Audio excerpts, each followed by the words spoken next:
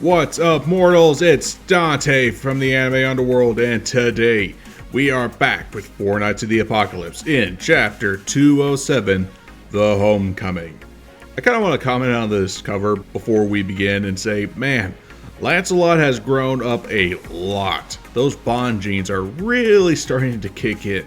Dude must have grown like an entire foot. This chapter is pretty relaxed and pretty tame, but there are some exciting moments to look forward to. So with that in mind, let's begin.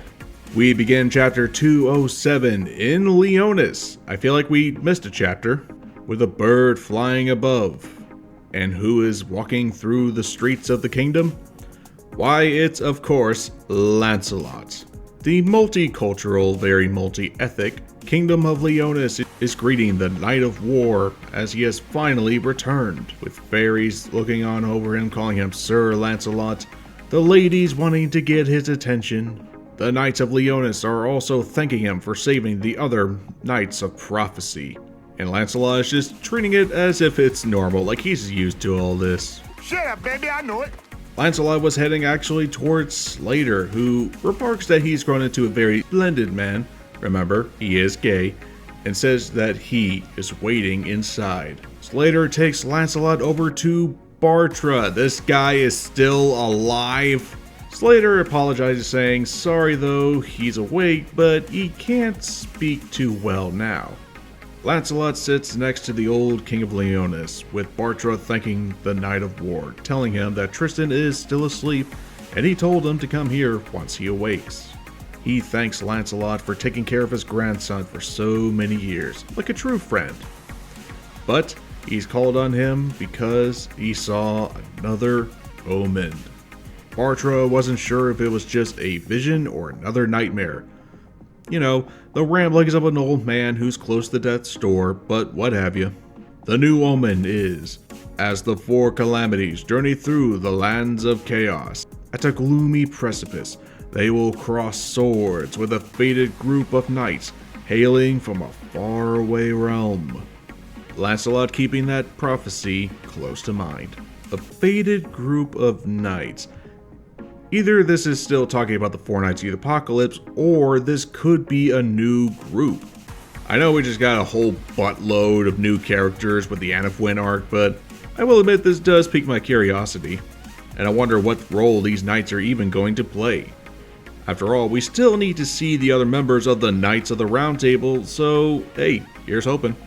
We transition out of the castle and back to the streets of Leonis, where Lancelot is meeting up with Anne and 𝐬𝐮𝐬𝐿. 𝐬𝐮𝐬𝐿 asks if Lancelot is actually going home back to Bendwick. Lancelot says yes, but he'll be sure to come right back. And Anne just scolds him, saying, why don't you tell him yourself?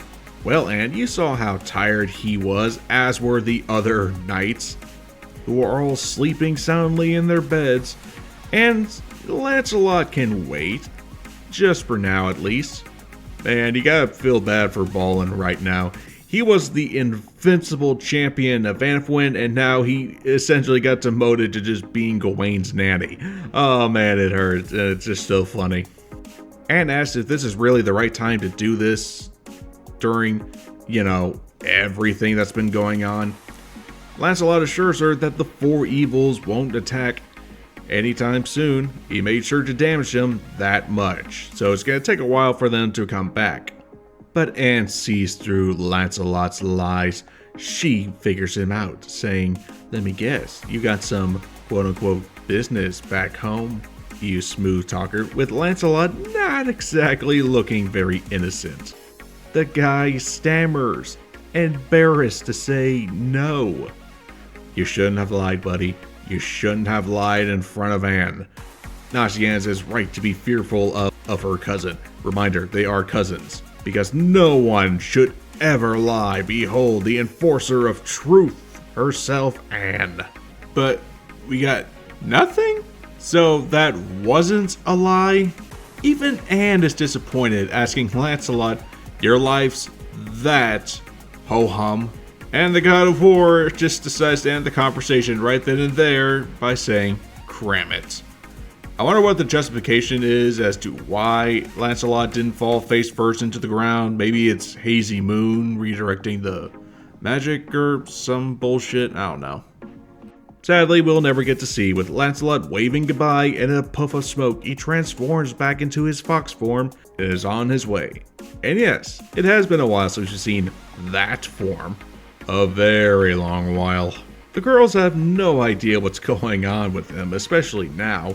Anne notes that Percival and the others have grown up a lot in the last 2 years. And here he comes in, whipping 4 guys around as if they were helpless against it. 𝐼𝐶𝐬𝐿 isn't even sure there's anyone in this world that can beat Lancelot.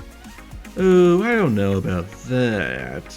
Lancelot leaves the kingdom of Leonis in the form of Sin the Fox, hopping around the kingdom and is traveling on his way back home, transforming from Sin the Fox to his fairy form, taking flight through the air, grabbing a branch and using it to swat the water just so he can grab himself some dinner. I mean, fairies gotta eat. Not much else goes on. Lancelot has some dinner, he cozies up as Sin the Fox, and finally, after a long-awaited journey, Lancelot arrives at his destination, turning back into his true appearance, smiling to see Bendwick. It's been a long time, but Lancelot has finally returned home. It's been a while since we've seen this kingdom. We spent a lot of time in the fairy realm and also the Echo Gorge, which are fairy-related areas, but we haven't seen this one in a while. Well, I mean, we saw some flashbacks, and the last true setting was in the Lancelot one-shot.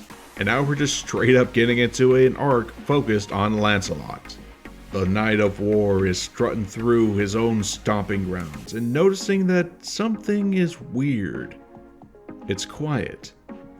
Too quiet.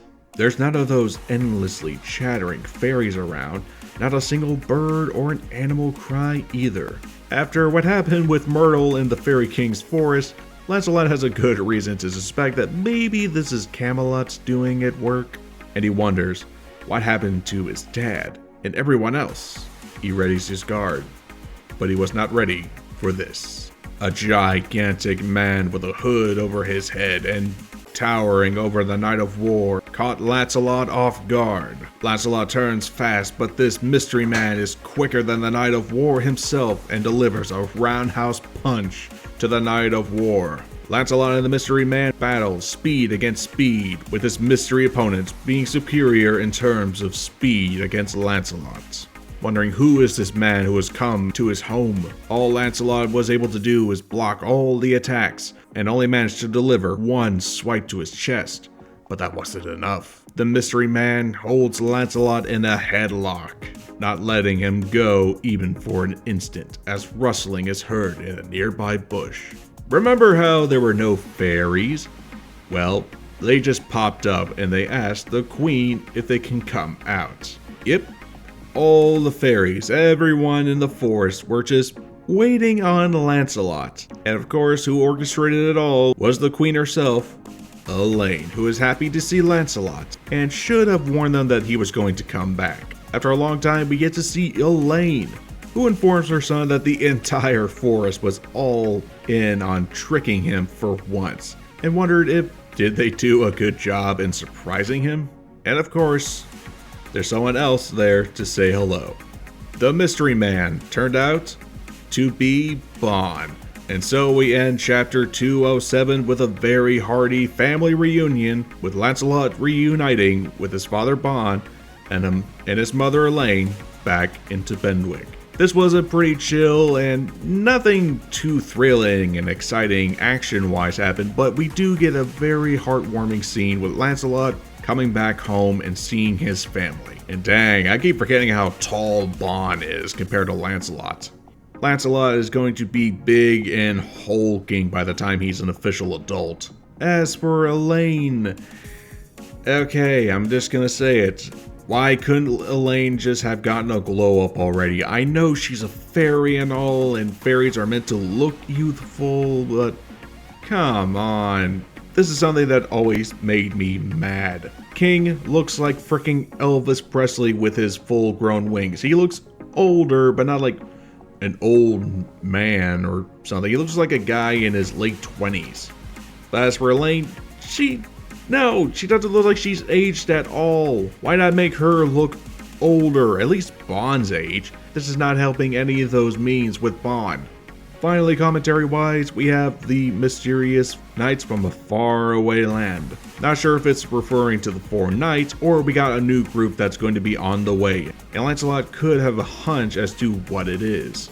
Perhaps it's tied to whatever Arthur figured out is the source of Lancelot's power. Some have theorized that this group comes from the land of Avalon, a mysterious mythical realm from Arthurian legends, and that is the source of Arthur's strength and where these fated knights are from. But we'll have to see in the upcoming chapters. If you love 7 Deadly Sins and 4 Knights of the Apocalypse material, subscribe for more material coming your way. We'll be out with more videos very soon. But until then, this has been Dante from the Anime Underworld, and I'll see you mortals later.